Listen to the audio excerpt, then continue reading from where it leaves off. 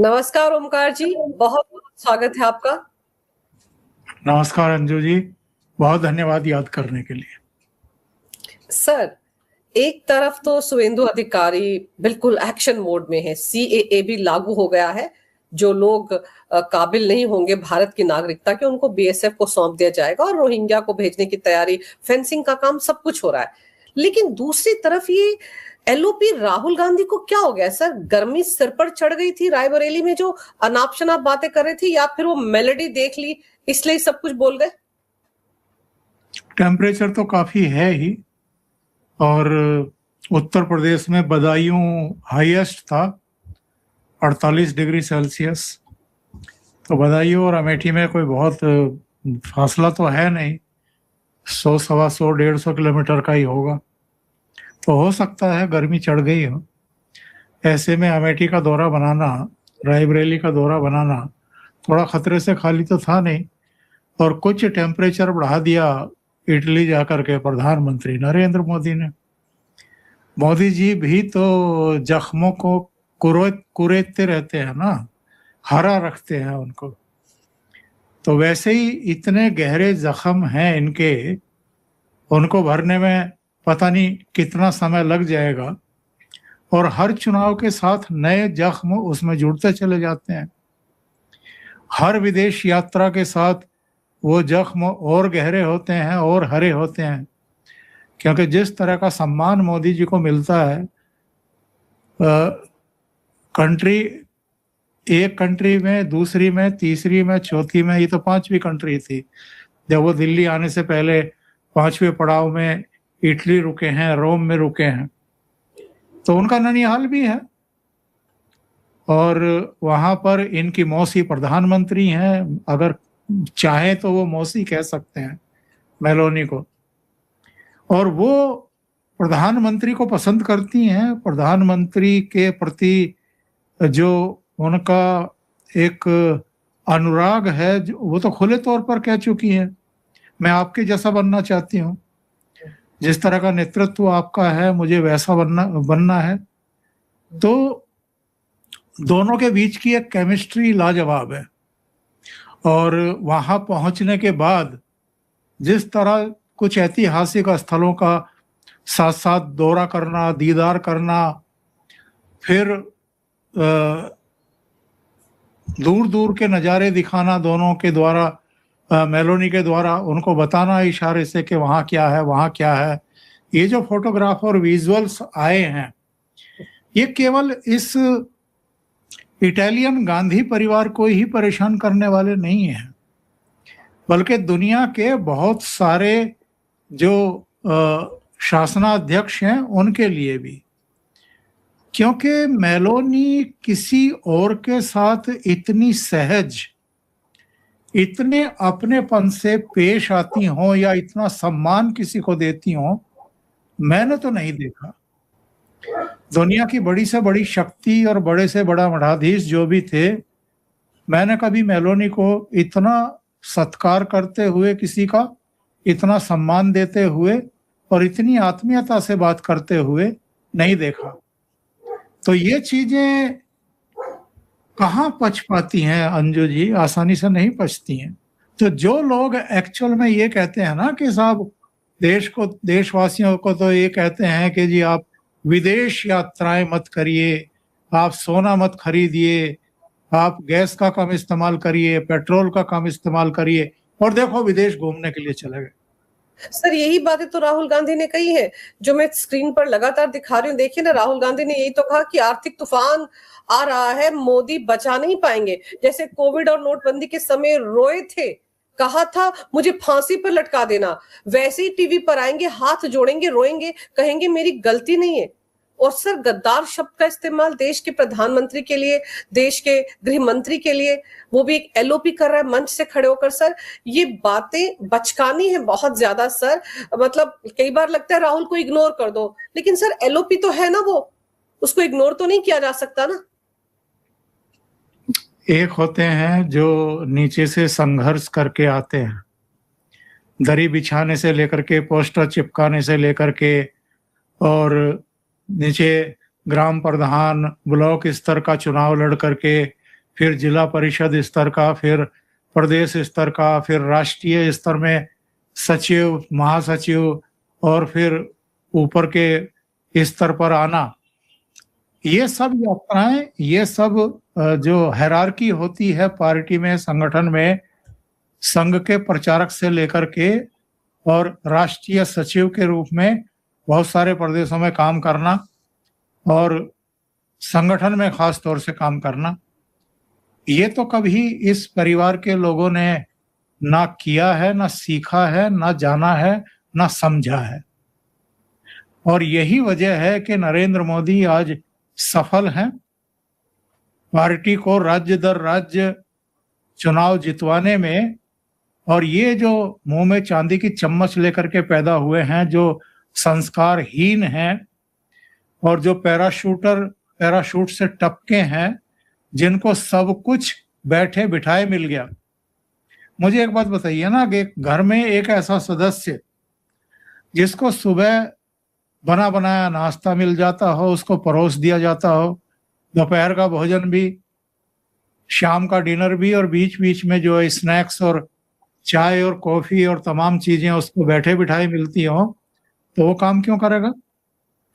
उसे क्या पता कि सुबह का नाश्ता, दोपहर का खाना और शाम का जो खाना है, डिनर है, वो कमाया कैसे जाता है, उसके लिए पसीने कैसे बहाए जाते हैं, दफ्तर जाने के लिए बसों में, मेट्रो में, दूसरी जगह धक्के कैसे खाए जाते हैं, दफ्तर में बॉस और सहयोगियों की टुच्ची राजनीति का शिकार कैसे हुआ जाता है, किस तरह के अपमान सहे जाते हैं, किस तरह टारगेट अचीव किए जाते हैं, इनको कुछ पता नहीं है। इनको तो कांग्रेस पार्टी एक खिलौने के रूप में मिली है, शुरू में खेले हैं उससे, अब उसे पटक पटक करके तोड़ रहे हैं।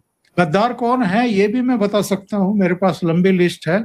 लेकिन जब आपके पास एलओपी जैसा दर्जा हो, पद हो, तो ये अपेक्षा की जाती है कि आप में गंभीरता आएगी, सिंसियरिटी आएगी। लेकिन अगर आप 55 साल के होने के बाद भी बेअक्ल बने हुए हैं और आपको बात करने की ही तहजीब नहीं है, देश के सर्वोच्च पदों पर बैठे हुए लोगों के साथ कैसे बिहेवियर करना चाहिए वो नहीं आ रहा आप पे, तो फिर आपके बारे में बात ही क्या की जाए। सर, साथ साथ राहुल गांधी ये भी तो बोले ना, अब तो मैं माफी नहीं मांगूंगा। आरएसएस के कार्यकर्ता आपके घर में है तो कह दीजिएगा आपके प्रधानमंत्री, आपके गृह मंत्री गद्दार हैं और माफ मत कीजिएगा, मैं भी माफी नहीं मांगूंगा। सर, राहुल गांधी, चलिए मैं फिर ये कह रही हूँ कि उनके बारे में बात नहीं की जा सकती। मान लेते हैं कि दिमाग खराब हो गया या हार से, या बंगाल में जो हाल हुआ है, या जो उनको दिख रहा है कि यूपी में क्या होने वाला है, उसकी वजह से उनका दिमाग खराब हो गया और इस तरह की बातें कर रहे हैं। लेकिन सर, एक संवैधानिक पद पर तो बैठे हैं ना, उनकी इन्हीं बातों को तो देखिए पाकिस्तान में हेडलाइंस चल रही होंगी।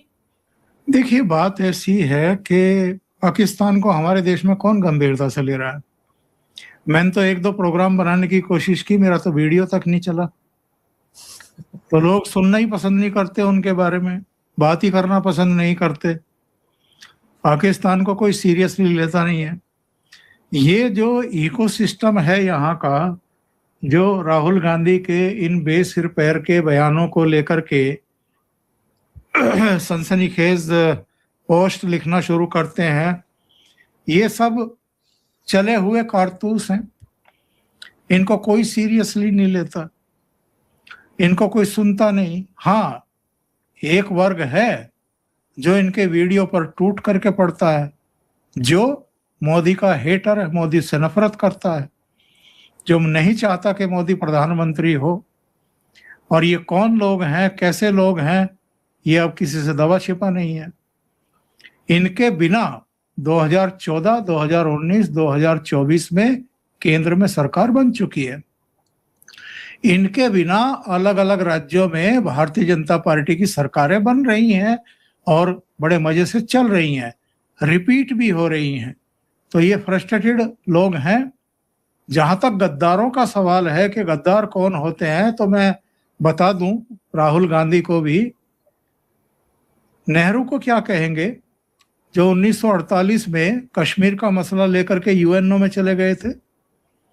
जिन्होंने 370 और 35A लगा दिया था, जिन्होंने चीन को हमारा पड़ोसी देश बना दिया था। तिब्बत लेजिटमेसी के लिए चीन बार बार प्रेशराइज कर रहा था भारत को, और नेहरू ने कहा कि हाँ तिब्बत तुम्हारा। तिब्बत उनका होते ही चीन हमारे दरवाजे तक आ गया, वरना तिब्बत तो बीच में था, चीन की और हमारी तो सीमाएं नहीं मिलती थी। इसके अलावा 1962 में क्या हुआ था? 1962 में हजारों वर्ग किलोमीटर जमीन चीन ने कब्जा ली थी। हमारी सेनाएं जो हैं वो लड़ने के लिए तैयार नहीं थी। नेहरू पंचशील की बात करते थे, कबूतर उड़ाते थे सफेद, और कहते थे कि नहीं हिंदी चीनी भाई भाई। तो भारत के माथे पर अगर कोई कलंक है कि मातृभूमि का हिस्सा कटा, एक पाकिस्तान का विभाजन, वो जमीन का टुकड़ा गया, कश्मीर का एक बड़ा हिस्सा नेहरू की गलती से जो कबाइलों ने और पाकिस्तानी सेना ने अटैक किया था, और ये बीच में युद्ध विराम करके यूएन चले गए, बेवजह उसको मसले को इंटरनेशनली कर दिया इन्होंने। फिर यूएनएससी की सीट जो भारत को मिल रही थी वो चीन को किसने दी? तो गद्दार कौन है? फिर इंदिरा गांधी पे आ जाइए, इनकी दादी पर। उनके बारे में जानकारी मिली कि 1972 में जो परमाणु हमारे सीक्रेसी थी उस तक को पाकिस्तान से साझा करने को तैयार हो गई थी मैडम। फिर 1975 में इमरजेंसी किसने थोपी थी लोकतंत्र की हत्या करके? वो देश के प्रति गद्दारी नहीं थी क्या? हमारे संविधान के प्रति गद्दारी नहीं थी क्या?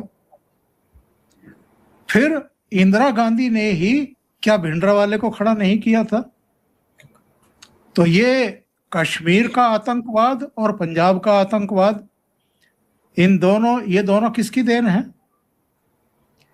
फिर इंदिरा गांधी की हत्या हुई क्योंकि ऑपरेशन ब्लू स्टार में बहुत सारे मासूम सिख भी मारे गए, बहुत सारे आतंकवादी मारे गए, और भिंडरावाला मारा गया। उसका जो वो था राइट हैंड, जो भूतपूर्व मेजर जनरल था, वो भी मारा गया। इंदिरा गांधी की हत्या के बाद जब राजीव गांधी को प्रधानमंत्री बना दिया गया और पीवी नरसिम्हा राव उनके गृह मंत्री हुआ करते थे, दिल्ली में सिखों का कत्लेआम होता रहा, हजारों सिख मारे गए। राजीव गांधी ने क्या कहा था कि जब बड़ा पेड़ गिरता है तो जमीन हिलती है। सिखों का कत्लेआम किन के टाइम में हुआ? कांग्रेस के टाइम में। ये गद्दारी नहीं थी देश के प्रति या सिखों के प्रति। इसके अलावा लिट्टे को और प्रभाकरण को स्ट्रेटेजिक तौर पर क्यों खड़ा किया गया था, क्यों ट्रेनिंग दी गई थी, जरा उसका इतिहास भी देख लें।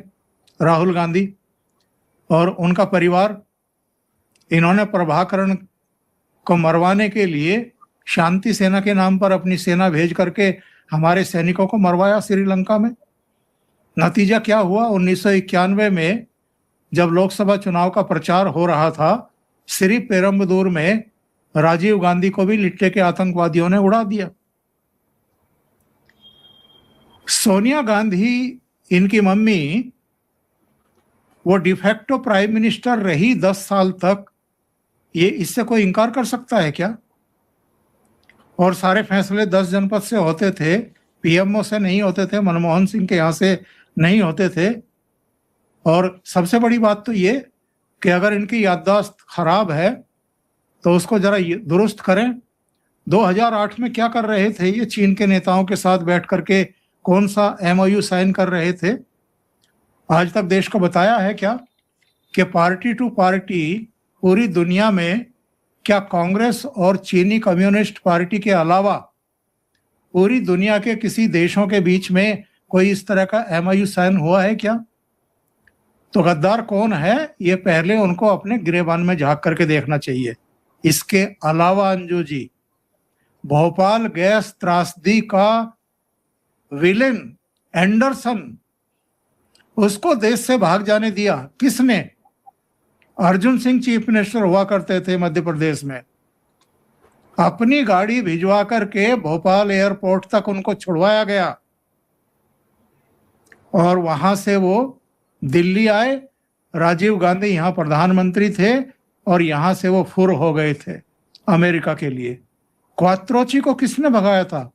किसने भागने में मदद की थी, जो बोफोर्स कांड में रिश्वत और दलाली का जिम्मेदार माना जाता है? तो मुंह ना खुलवाएं तो ज्यादा अच्छा है। ये परिवार, इनका अतीत इतना दागदार है, इतनी घटनाएं भरी पड़ी हैं, इन्होंने देश के साथ जो किया है वो इतिहास में दर्ज है, वो कहीं गया नहीं है। बिल्कुल सर, जब आप एक उंगली दूसरे की तरफ उठाएंगे तो 4 उंगलियां तो आपकी तरफ भी उठेंगी और फिर आप ही का इतिहास खंगाला जाएगा। राहुल गांधी अगर पीएम मोदी को, अमित शाह को गद्दार कह रहे हैं तो उनकी गद्दारी के किस्से भी सामने आएंगे। लेकिन सर दूसरी तरफ आप ये देखिए कि कहीं ना कहीं उत्तर प्रदेश में जाकर सॉफ्ट हिंदुत्व का कार्ड खेलने की भी कोशिश हो रही थी। राहुल गांधी की पार्टी के लोग जो है सुना मायावती से मिलने के लिए पहुंच गए थे, कहीं वहां पर भी कोशिश हो रही कि दलित वोट बैंक पर कब्जा किया जाए। सारी कोशिशें भी राहुल गांधी साथ साथ कर रहे हैं। मंगलवार को हनुमान जी के मंदिर पहुंच गए थे। सर फिर वही सवाल है ना, कांग्रेस करना क्या चाह रही है, राहुल करना क्या चाह रहे हैं, या डर गए सर बंगाल में जो कुछ हुआ है उसको देखकर? एक बार मैंने आपके कार्यक्रम में ही ये शायद किस्सा सुनाया था, या हो सकता है कहीं और सुनाया हो। पंजाब के चीफ मिनिस्टर हुआ करते थे प्रताप सिंह कैरो। वो काफिले के साथ जा रहे थे कहीं, गर्मी बड़ी पड़ रही थी। अचानक एक हिरन जो है वो सड़क पर आ गया काफिले के सामने। वो कभी इधर भाग रहा था, कभी उधर भाग रहा था। थोड़ी देर तक उसने जद्दोजहद किया, फिर वो काफिले की चपेट में आकर के गिर गया। तो प्रताप सिंह कैरो ने अपना काफिला रुकवा लिया, फिर गए उतर करके, उनके चीफ सेक्रेटरी से लेकर के तमाम दूसरे सेक्रेटरी वगैरह, मंत्री वगैरह सब चल रहे थे। आ गए, सब पानी वानी डाला उसके मुंह में, लेकिन वो दम तोड़ चुका था, गर्मी बहुत ज्यादा थी। तो प्रताप सिंह कैरो ने पूछा कि भाई ये क्यों मरा? कोई कुछ बता रहा था, कोई कुछ बता रहा था। उन्होंने कहा कि नहीं, ऐसा है, अगर ये फैसला कर लेता कि इसको राइट साइड में ही दौड़ना है या लेफ्ट साइड में ही दौड़ना है, तो इसकी जान बच जाती, इसके प्राण बच जाते। ये फैसला नहीं कर पाया। तो ये राहुल गांधी, ये अखिलेश यादव, ये शरद पवार, ये उद्धव ठाकरे, ये सब वो हिरण हैं जो इधर उधर भाग रहे हैं, कोई दिशा नहीं पकड़ पा रहे हैं, दिशाहीन हो गए हैं। इनको ये पता ही नहीं है कि ये राजनीति में क्यों है। इनको ये पता ही नहीं है कि इनको राजनीति क्या करनी है। इनको ये पता ही नहीं है कि मुद्दे कौन से हैं। इनको ये पता ही नहीं है कि जो नरेंद्र मोदी और अमित शाह जीत पर जीत दर्ज करते जा रहे हैं, उन जीतों का मूल मंत्र क्या है। इनको ये पता ही नहीं है कि उनकी शक्ति क्या है और उनकी कमजोरी क्या है। और अगर आपको सामने वाले की शक्ति और कमजोरियों का अंदाजा ही ना हो, तो आप खाक चुनाव लड़ेंगे या खाक उनसे आप जीतेंगे? तो यही इनके साथ हो रहा है। कभी हनुमान मंदिर चले जाएंगे, कभी आप आरएसएस को गाली देंगे, कभी मोदी को और शाह को गद्दार बताएंगे, कभी आप वीर सावरकर को गाली देना शुरू कर देंगे। तो पहले ये तय कर लो ना कि करना क्या है। और ये सब जो इन्होंने किया है ना बुधवार को अमेठी में, क्यों किया है? आपको क्या लगता है अंजू जी? सर मुझे एक तो ये लगता है कि राहुल गांधी जो है, उनको ये भी तो अखर रहा होगा ना कि मैं विदेश जाता हूँ, कहीं चर्चा नहीं होती। पीएम मोदी विदेश गए, देखो हर जगह सुर्खियां बटोर रहे हैं। वो वीडियो वायरल हो गया सर, जब वो मेलोडी का पैकेट उन्होंने, पीएम मोदी ने तोहफे के तौर पर मेलोडी को दिया। देखिए सब जगह खुशनुमा माहौल था, पीएम मोदी की वाहवाही हो रही थी। तो राहुल को लगा होगा मेरी तरफ कोई क्यों नहीं देख रहा है, तो मैं भी कुछ ऐसा करूं कि सारा मीडिया मेरी बात करे। और हम भी तो बात कर रहे हैं सर, हमें लगता है कि ना बात की जाए राहुल गांधी की, लेकिन करनी पड़ रही है। एग्जैक्टली जो आपने कहा है वही है। ये फ्रस्ट्रेटेड हो चुके हैं मोदी जी का इतना सम्मान देखते हुए। और मोदी जी जब भी किसी देश के दौरे पर जाते हैं, जितने समय वहां रहते हैं, लगातार कार्यक्रमों में बिजी रहते हैं, वो कैमरों पर रहते हैं, उनका कोई मिनट कोई घंटा ऐसा नहीं जाता है जब वो वहां कुछ ना कुछ कर ना रहे होते हों। वो वहाँ के उद्योगपतियों से मिलते हैं, वो वहाँ के प्राइम मिनिस्टर से, वो वहाँ के राजा से मिलते हैं, वहाँ के राष्ट्रपति से मिलते हैं, उनका सम्मान हो रहा होता है। समय होता है तो जो वहाँ भारतीय रह रहे हैं उनको बुला करके उनसे बात करते हैं। तो उनका जो एक ऑरा है, उनका जो एक सम्मान है, और वो जो देश के लिए कर रहे हैं उसको ये बर्दाश्त नहीं कर पा रहे हैं। और चूंकि 4 देशों और वहां भी 4-5 दूसरे देशों को बुला करके नार्डिक समिट करके आ रहे हैं, तो इनको लगा कि सारा मीडिया का अट्रैक्शन जो है वो नरेंद्र मोदी के ऊपर है, प्रधानमंत्री की वाहवाही हो रही है, वहां भी उनका सम्मान हो रहा है, मीडिया भी उनको जैसा प्रधानमंत्री को दिखाना चाहिए उस तरीके से दिखा रहा है। और अचानक चूंकि जॉर्जिया मेलोनी प्रधानमंत्री नरेंद्र मोदी का बहुत सम्मान करती हैं, दोनों के बीच में एक अलग ही केमिस्ट्री है, अलग लेवल की केमिस्ट्री है, तो दोनों के बीच में हंसी मजाक भी चलती है।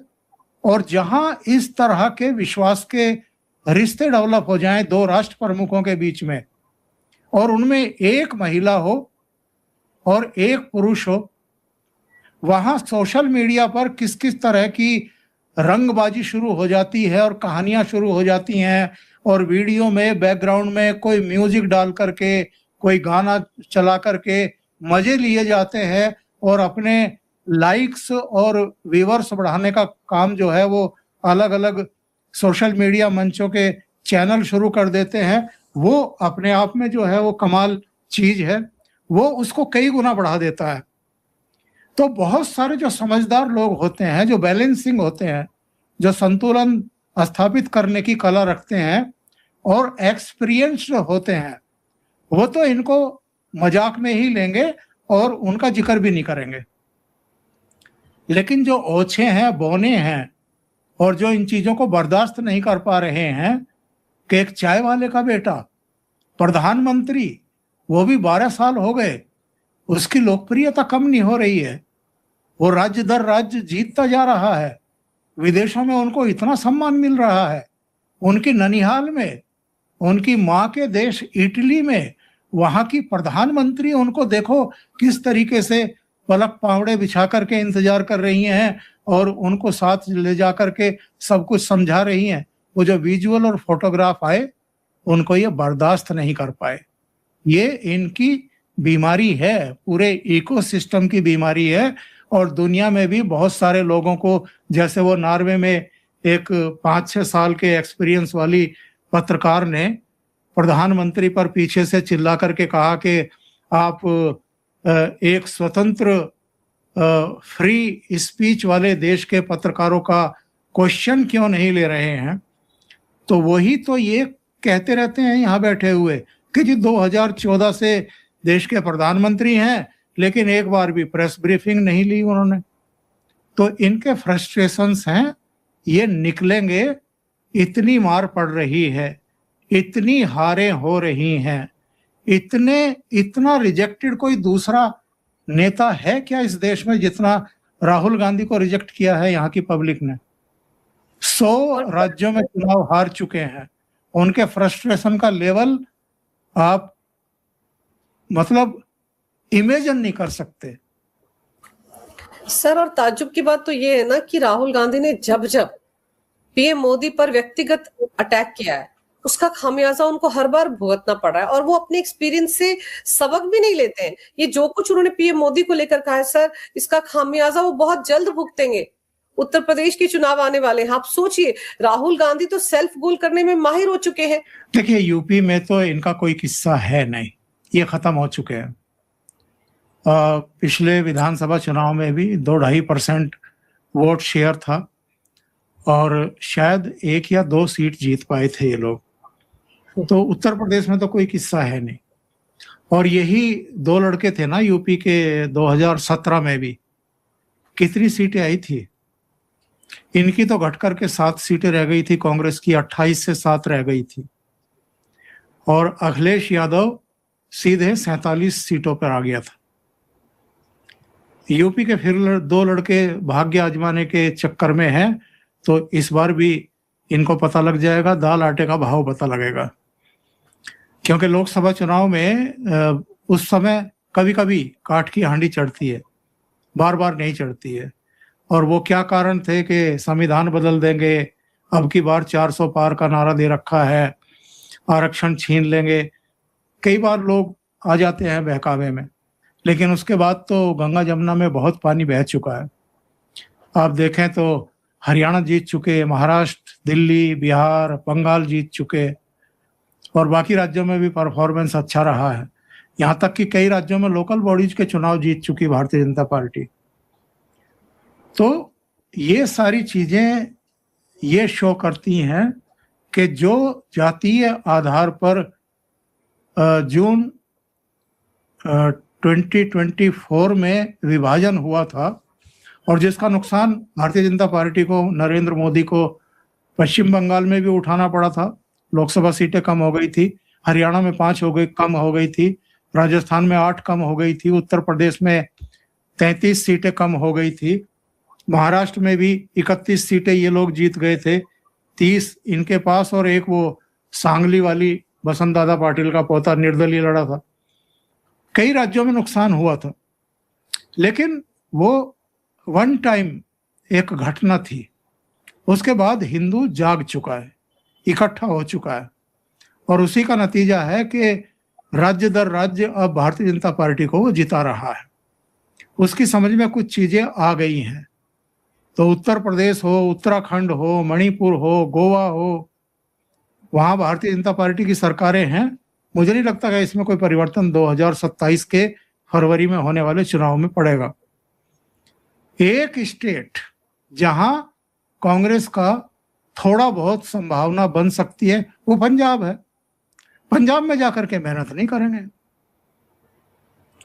पंजाब में भी अगर इनका परफॉर्मेंस इतना अच्छा होता, कैप्टन अमरिंदर सिंह सरकार का भी, और उसके बाद जो उनको बदल करके, और जिस तरीके से उनको बदला था अपमानजनक तरीके से, फिर चरणजीत चन्नी को लेकर के आए थे।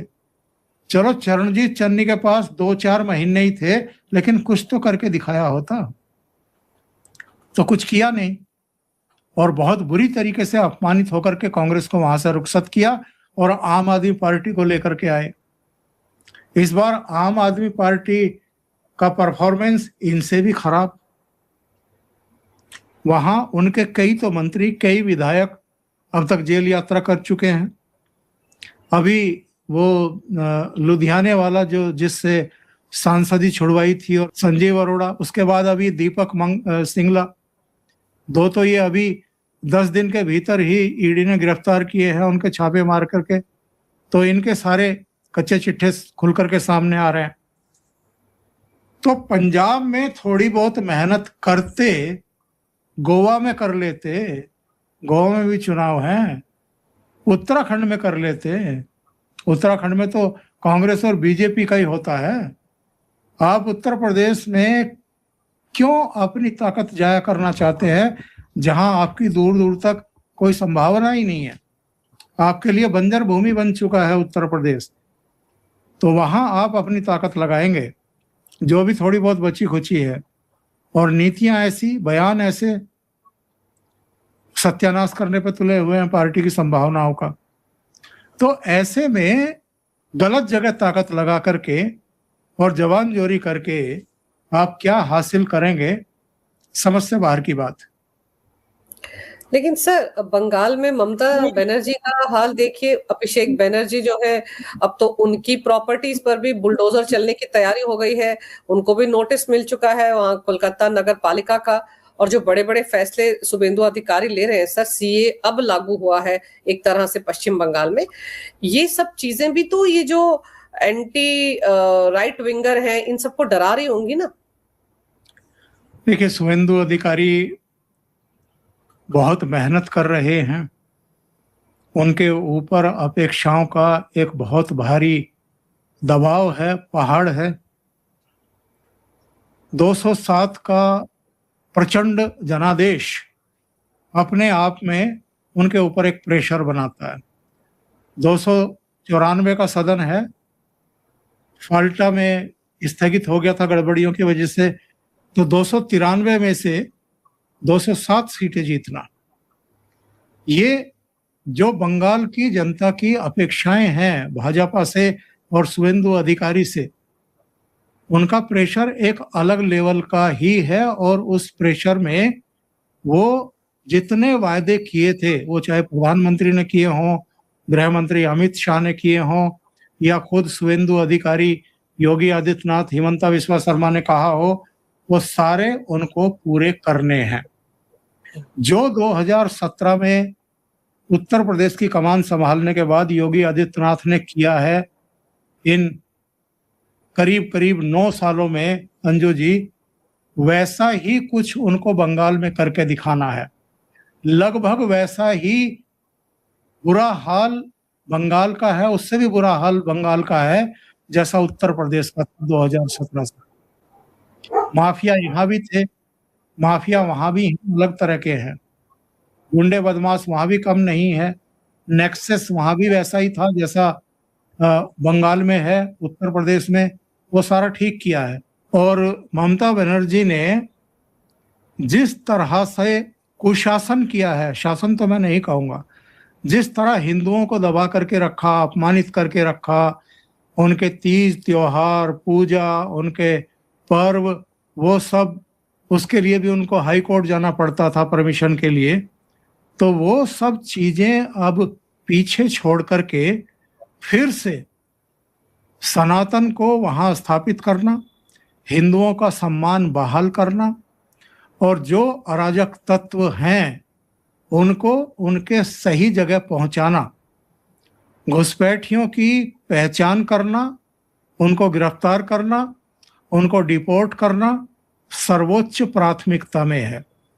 सरहदों को सुरक्षित करने के लिए उन्होंने फैसला कर लिया है। जो 125 एकड़ जमीन थी जो केंद्र सरकार को काफी समय से चाहिए थी, उसका हस्तांतरण अगले 15-20 दिनों में हो जाएगा। वहां बाड़बंदी का काम शुरू हो जाएगा, तो वो घुसपैठ की संभावनाएं भी खत्म हो जाएंगी। जो घुसपैठिए ऑलरेडी हैं उनकी पहचान करके, गिरफ्तार करके उनको डिपोर्ट करने की भी तैयारी शुरू हो गई। CAA लागू हो रहा है, जो भी भारत की नागरिकता के लिए हिंदू आएंगे, जो 4-5 कम्युनिटी हैं उसके लोग आएंगे, उनको नागरिकता देने का भी उपक्रम शुरू हो जाएगा। तो बहुत बड़े काम हैं, वो काम हाथ में लिए हैं उन्होंने। चुनौती बड़ी है, लेकिन जब इच्छा शक्ति हो, नेक नियति हो, तो फिर सारे काम हो जाते हैं। बिल्कुल सर, इच्छा शक्ति हो, नेक नियति हो तो सारे काम हो जाते हैं, लेकिन यही सारे काम इस जमात को डरा रहे हैं, क्योंकि ये जब घुसपैठिए वापस भेज जाएंगे तो जिनका ये वोट बैंक है, ये सारे के सारे जो इंडी गठबंधन छितरा फितरा है इस वक्त, उसके जितने भी ये पार्टियां, इन सबका वोट बैंक तो वही है सर। इनके सिर पर ही चुनाव जीतते आए हैं, तो इनको मिर्ची लगेगी। और पीएम मोदी की दुनिया भर में जो लोकप्रियता बढ़ रही है, वो राहुल गांधी को भी रास नहीं आ रही है और इनके पूरे इकोसिस्टम को भी रास नहीं आ रही है, इसलिए इस तरह की बचकानी बातें ये कर रहे हैं। लेकिन सर, आपने समय निकाला, बहुत ही विस्तार से इस विषय पर बहुत अहम जानकारी मेरे दर्शकों को दी। आपका बहुत बहुत धन्यवाद। नमस्कार, जय हिंद। जय हिंद।